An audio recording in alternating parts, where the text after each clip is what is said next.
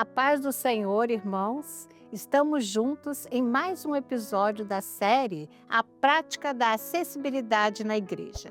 E hoje vamos falar sobre ações práticas, atitudes e acolhimento. Este é um assunto que toca diretamente na nossa vivência, não é? Como corpo. Porque a acessibilidade não é apenas estrutura, mas também atitude e acolhimento. E para dar início ao assunto, vamos ouvir a doutora Amin, que preparou uma reflexão muito importante para nós. A paz do Senhor, doutora Amin.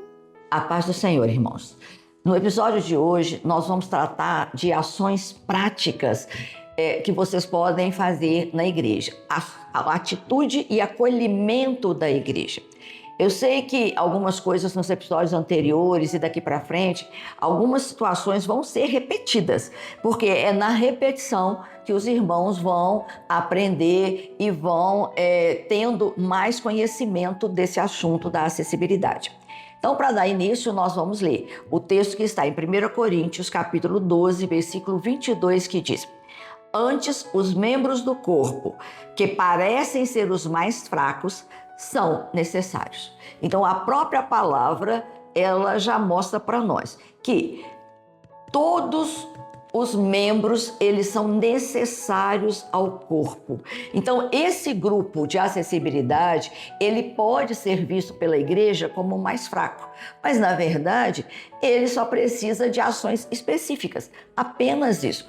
Como o grupo de louvor tem ações específicas voltadas para o louvor, a nossa equipe tem ações voltadas para o acolhimento das pessoas. E, como nós já falamos antes, é um trabalho de toda a igreja. E está sob a responsabilidade do pastor. Isso vai ser frisado, nós vamos frisar isso porque é muito importante. Nada na igreja é feito sem a anuência do pastor. Então, ele é um trabalho basicamente espiritual. Então, como base espiritual, ele está na direção do ministério. E ele é um trabalho de toda a igreja. Nós estamos falando de corpo. Quer dizer, todos os membros são necessários no corpo. Então, toda a igreja é convocada a fazer parte desse trabalho.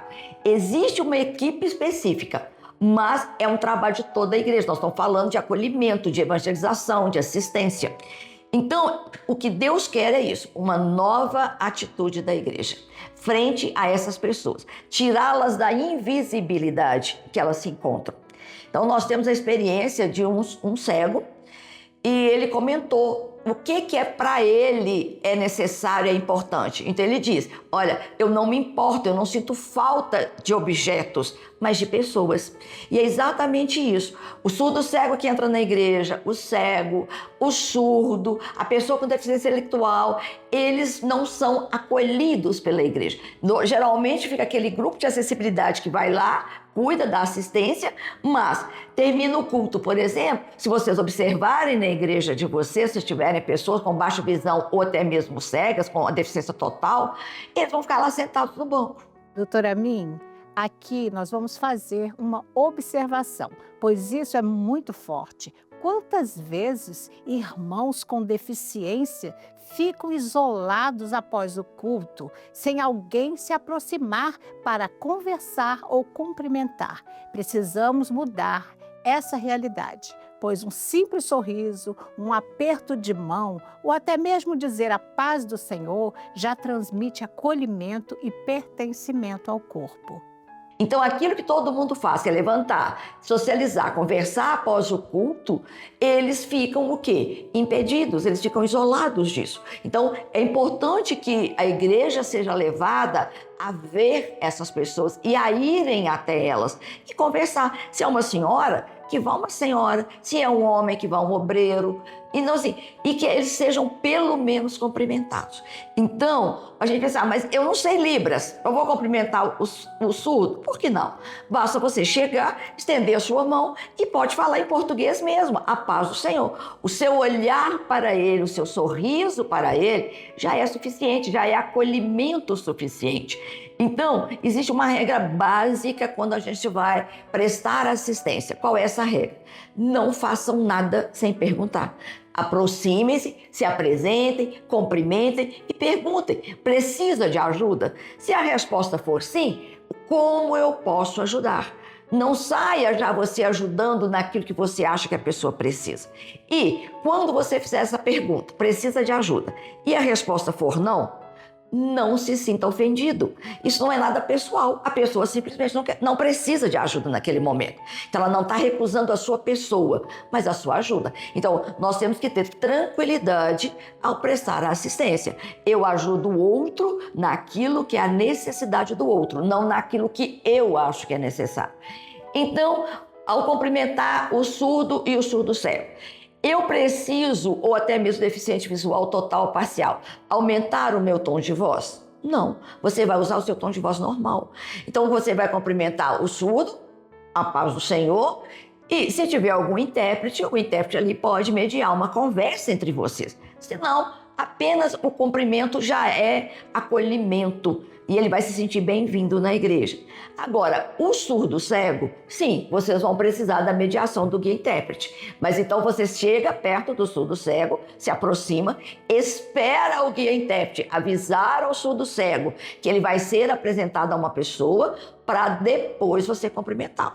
Então, o guia intérprete, que é aquele que vai estar ali junto ao surdo cego, ele pode te orientar nessa forma de chegar e conversar. O deficiente visual parcial, ele deve ser identificado na igreja. Por quê? Muitas vezes a igreja acha que aquele irmão que está perdendo a visão não está interessado, que ele às vezes foi mal educado com você por não te cumprimentar. Mas muitas vezes ele não cumprimenta porque não te vê. Ele enxerga, mas quem tem perda visual, muitas vezes não vai conseguir ver na lateral. Então, se o irmão está aqui, passa por mim, provavelmente eu não vou ver o irmão. Ou, se o meu foco de visão é muito central e ele está fora desse meu foco, eu não vou enxergar. Então, é importante que esses irmãos sejam identificados no meio da igreja, tá? Agora, se a pessoa tem um comprometimento motor, está no cadeirante, e ele não mexe os braços, ele é totalmente imobilizado nesse aspecto, você pode chegar e você pode colocar a sua mão sobre a mão dele, olha, a paz do Senhor, e pega na mão da pessoa que está lá parada, com a mão apoiada no colo. Por que não? Então, essas pessoas, elas precisam ser vistas. Deus tem interesse em que eles saiam dessa invisibilidade. Então, se você vai conversar com alguém que está na cadeira de rodas, sente-se. É muito mais fácil você conversar com uma pessoa que está mais ou menos na sua altura do que o cadeirante ficar olhando para cima, tentando ver a pessoa. Fica muito desconfortável. Não empurre a cadeira de rodas, saia empurrando a cadeira de rodas antes de perguntar se a pessoa precisa que você o ajude nisso, né? Oriente principalmente as crianças. Não tirem as bengalas do lugar, né? O cego, o baixa visão, o surdo cego, quando ele usa aquela bengala de guia, que ele dobra a sua bengala e coloca ao seu lado, deixe a bengala ali. A bengala é uma extensão dele. A cadeira de rodas é uma extensão do cadeirante. Então é invasivo quando você já chega empurrando.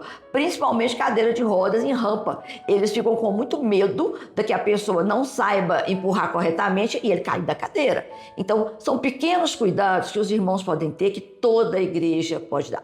Com os idosos. Alguns idosos gostam de sentar nos mesmos lugares. Eles se sentem confortáveis. Eu sei que nas nossas igrejas a gente não reserva lugar, mas por que não? Nós temos a gentileza de reservar aqueles lugares para aqueles idosos que gostam de sentar no mesmo lugar. Às vezes tem relação com a audição, às vezes é próximo ou às vezes é longe da caixa de som, próximo da saída, né, de uma porta, para ele, se ele precisar de sair ao banheiro. Então, tem os motivos para os idosos gostarem de sentar em determinado lugar. Agora, isso é quando eles escolhem. A igreja não precisa separar lugar para idoso, nem para deficiente visual. Quem tem preferência de lugar são os surdos. Por quê? Porque eles precisam ter visibilidade. Então, eles ficam logo atrás das crianças, ou quando tem criança, intermediário e adolescente, eles sentam atrás dos adolescentes. E isso eles precisam, mas os outros não. Então, nós não precisamos obrigá-los a sentar em outros lugares da igreja. O cadeirante precisa ser colocado lá à frente, no corredor lá à frente? Não. Ele pode ficar ao lado da família ou do irmão que está acompanhando, mesmo que seja dos últimos lugares. é livre, ele escolhe isso.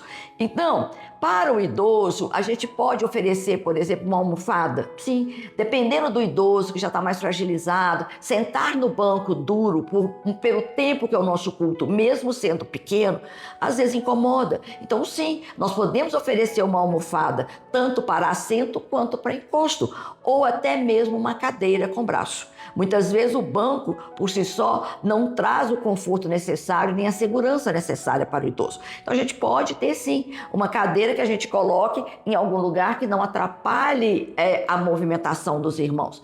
Podem, algumas vezes, necessitar de apoio para os pés, dependendo da altura da pessoa. Então, isso ajuda o idoso, às vezes até mesmo uma manta, nesse tempo de frio. E tudo deve ser feito como?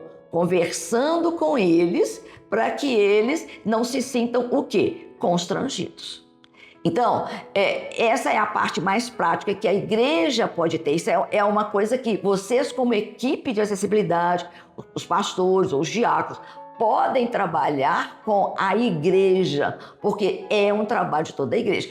Quando eu chego num ambiente em que todos me recebem bem, eu fico muito mais à vontade. Então, espero que esses episódios estejam ajudando os irmãos a encontrarem a forma de colocar em prática essas ações na igreja. A todos, a paz do Senhor. Glória a Deus, quanto ensinamento maravilhoso, não é? A acessibilidade é prática, é atitude e acolhimento. É ver o irmão como parte essencial do corpo de Cristo e que nós possamos ser igreja que acolhe, que respeita e que ama. Muito obrigada, doutora Min, por todos esses ensinamentos, suas contribuições tão importantes. E que o Senhor nos ajude a viver essa prática todos os dias. A paz do Senhor.